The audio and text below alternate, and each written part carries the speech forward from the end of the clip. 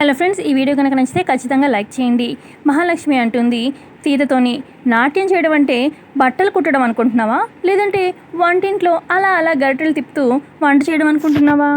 అప్పుడు సీత ఇలా అంటుంది, మనసు పెడితే మనిషికి రాని కళ అంటూ ఏది ఉండదు అని చెప్పగా మహాలక్ష్మి ఇలా అంటుంది, నీ వల్ల నాట్యం చేయడం అవ్వనే అవ్వదు అనగానే, అవుతుంది, చేసి చూపిస్తాను అని చెప్పి మహాలక్ష్మి అంటుంది.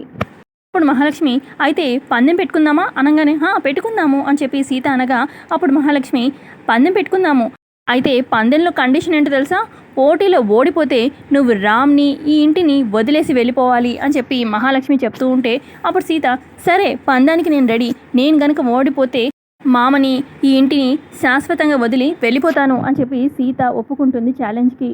అయితే మహాలక్ష్మి సీత ఛాలెంజ్ గురించి మాట్లాడుకుంటున్నప్పుడు ఇంట్లో అందరూ ఫ్యామిలీ మెంబర్స్ ఉంటారు, కానీ రామ్ అలాగే మధుమిత మాత్రం అక్కడ ఉండరన్నమాట.